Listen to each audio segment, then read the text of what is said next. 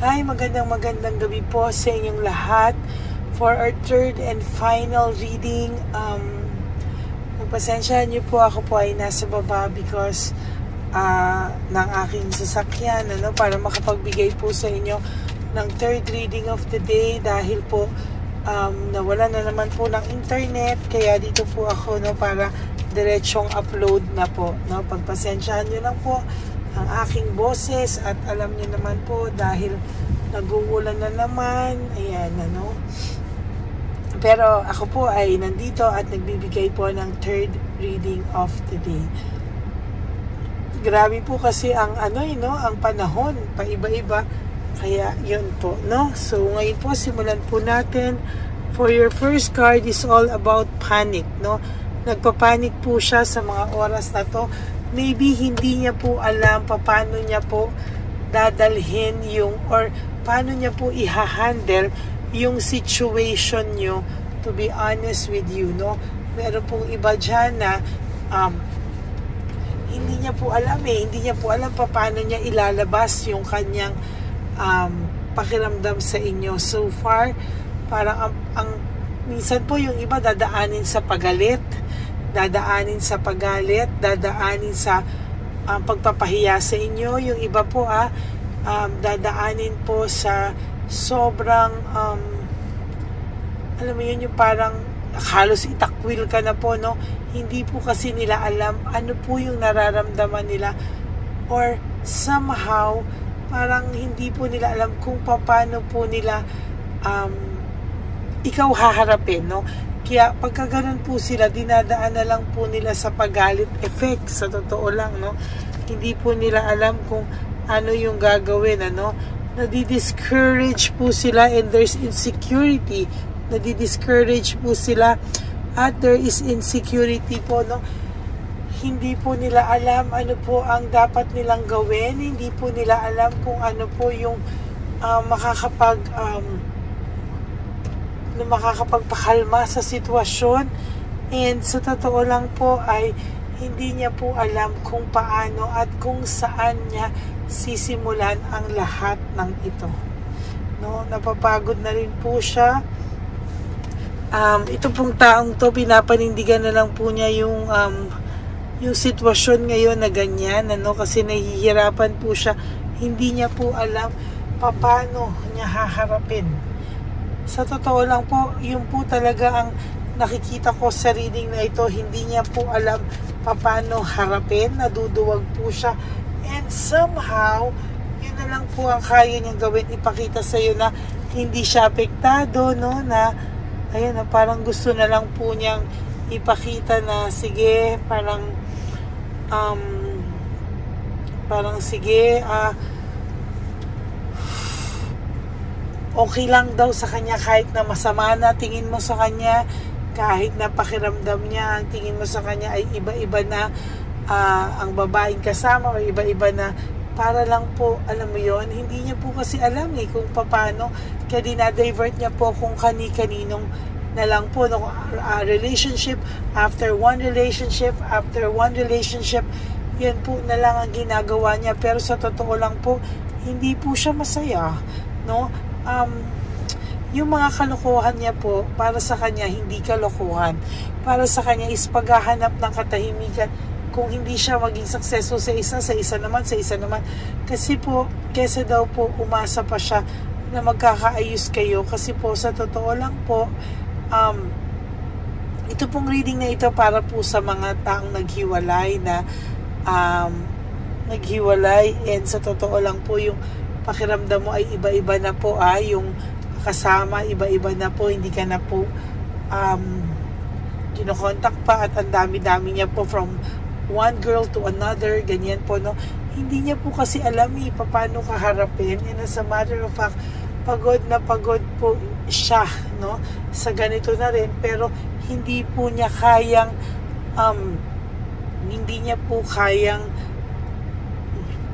harapin, pinapanindigan na lang po niya yung sama ng loob niya, yung sama ng image niya. Sige na lang daw, kasi daw po parang mas madaling panindigan na lang yung ganito kesa po ipaglaban ang dapat ipaglaban, na natatakot din po siya sa rejection, no?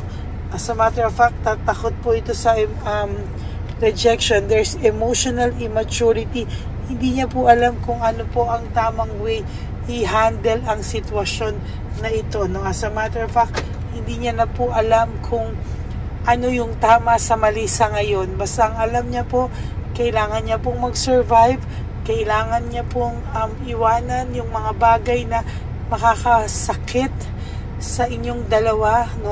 O alam niya po na nasasaktan ka niya lalo sa mga ibang actions niya, pero sabi niya mas magandang panindigan na lang yung ganito sa ngayon kesa po sa umasa kayong pareho sa sitwasyon na magiging okay kayo, when in fact magulo pa, no?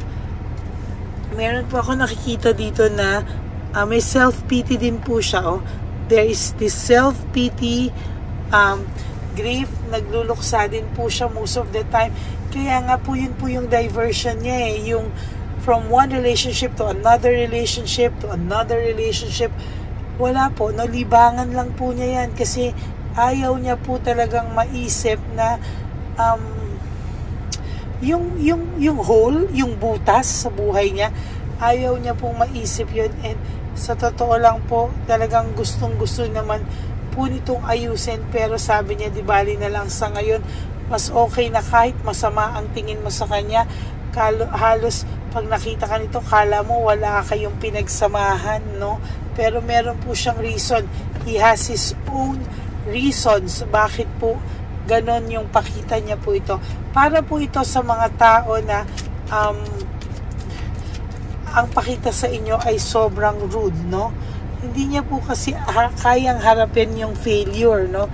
Hindi niya po kayang harapin yung failure, hindi niya po kayang harapin yung pagkatalo, yung defeat. So, pinaninindigan na lang po niya, no?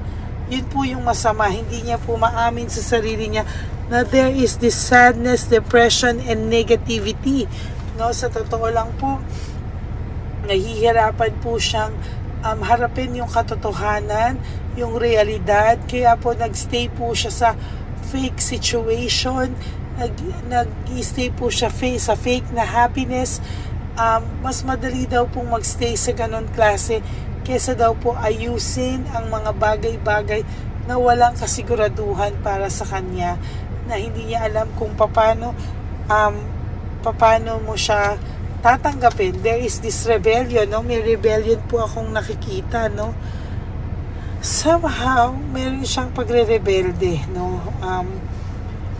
Parang hindi po siya mag-say ng sorry sa'yo, hindi niya po kaya mag-sorry sa'yo, hindi niya po kayang humingi ng tawad sa'yo sa ngayon. Parang mas gusto niya po na ganito muna kayo at tatanggapin na lang daw muna niya kahit masakit. Masakit din po sa kanya na nasasaktan kanya, na gano'n ang tingin mo sa kanya, pero wala po siyang choice sa ngayon. Medyo may pagkaduwag po itong taong to. There is this deception, insecurity, tactics, and strategy. Strategy niya po yung paglinlang sa'yo, no? As a matter of fact, sa totoo lang po, yung strategy na yan po ay hindi niya po ginusto din, pero wala po siyang choice but panindigan ang mga bagay-bagay na to. Pinapanindigan niya po yung mali, pinapanindigan niya po yung image na masama para saan, dahil hindi niya po kayang harapin ang katotohanan at naduduwag po siya sa katotohanan. Well, in fact, no, kung makita mo po siyang may kasamang iba, pinagmamalaki niya po yan, ganyan, pero sa totoo lang po hindi, no? Nagdudugo din po yung puso niya every time na nangyayari po yung ganyang klaseng sitwasyon sa inyong dalawa. There is this resentment, forgiveness, and desire to reconcile. Kung sa gusto po nitong bumalik sa iyo, no? Hindi lang po niya ikaw kayang harapin talaga sa ngayon, no? Sa totoo lang po, mabigat po ang loob niya sa mga bagay-bagay ngayon, and hindi niya din po alam kung ano ang dapat niyang gawin dahil burned out and overstressed po siya. Ayan, na burned out and overstressed po siya. hindi niya po alam kung ano ang gagawin because always po wala po siyang motivation, lack of passion, and very uninspired po siya sa mga panahon ngayon at oras ngayon. Pasensya na po kayo sa boses ko. There is boredom and lack of passion, ano? Bored na bored po ito sa buhay niya, kaya naghahanap po siya talaga ng maraming diversion, ano? So totoo lang, for some of you, hindi lang po isa, no, ang kasama nito, or hindi lang po isa talaga yung nakakausap nito. Bakit? Because gusto niya pong makalimot, no? Sa kagustuhan niya pong makalimot, maling-mali po talaga yung mga diskarte niya, at hindi niya po alam na lalo ka pa po niyang nasasaktan, lalo pa po kayong nagkakasakitan, hindi na lang po niya aminin sa'yo yung totoo, no? Ay, talaga pong mabigat yung barahan nyo ngayong araw ng Tuesday. Tatlo po talaga, no? Mabigat na mabigat po ang barahan nyo ngayong araw na to. Hindi ko po simula umaga hanggang gabi, no? Ang iba po talaga, disconnectedness, no? Disconnected po siya, 4 of Cups, no? Disconnected po kayo, disconnected din po siya sa nararamdaman niya, kahit ano po ang gawin niya at gustuhin niya. Ayan, no? Hindi niya po alam kung saan daw po kayo dadalhin ng tadhana, kung saan daw po kayo dadalhin ng inyong mga sarili, no? Talagang pinili niya po, umalis, mag-move on, because pahiyang-pahiya na po siya. Sorry po, pahiyang-pahiya na po siya. Naku, wait lang po, sumabog na yung ating baraha. Pahiyang-pahiya na po siya, at hindi niya po alam kung ano po ang gagawin niya sa mga susunod pang araw sa buhay niya po, no? Hindi niya po alam kung ano po ang mangyayari sa kanya sa mga susunod na panahon, because there is lack of direction and conflict, no? So nakikita ko po dito, patuloy po ang conflict na niyang mararamdaman, ano, sa mga susunod na panahon. Dissatisfied and lack of inner joy, wala po siyang kakontentuhan, lagi po siyang madi-dissatisfy sa mga bagay-bagay, at hindi po siya makakaramdam ng inner joy sa puso niya, sa totoo lang. There is fear and confusion, lagi po siyang may pagkatuliro, lagi may takot, at hindi po niya alam kung bakit at saan nanggagaling. Kung hindi niya po kayo aayusin, lalo po kayong magkakagulo. There is this disappointment, ano? Yung disappointment niya po ay totally masasabi ko po na mas mahirap po, no? Mas mahirap po ang mangyayari sa kanya sa mga susunod na panahon, dahil po hindi niya po alam kung bakit at ano yung makakapagpabuti sa pakiramdam niya sa ngayon, ano? Naging makasarili po siya, greedy po siya, pero sa totoo lang po, no, pinipilit niya lang po maging cold sa'yo at pagiging matigas ang ulo, pero every time po na nasasaktan ka niya, hindi niya po pinapakita sa'yo na nasasaktan din po siya, no? Sa totoo lang po, selos na selos sa'yo yung babae o lalaki, yung third party nyo, at hindi niya po alam kung paano daw maaalis ang pag-iisip sa'yo ng person mo. Ay, ano, there's coldness, talagang may coldness po akong nakikita. And 6 of Wands in reverse, palagi po siyang paparusahan, because po sa sobrang pride niya, hindi niya po alam kung ano po ang mangyayari na sa kanya. Okay, that's it for your third and final reading. Pasensya na po kayo, medyo nahuhulog yung mga baraha, but I do hope na naintindihan niyo po yung aking explanation sa inyo, and maraming salamat po sa inyong panonood, no? I hope and pray na nakakuha po kayo ng mensahe sa aking mga nabasa ngayong araw na to. And for those of you po who would like to have a private reading with me, you can message me po at Ladyly Elena, that's Ladyly Elena. Nasa dulo po yan ng ating video.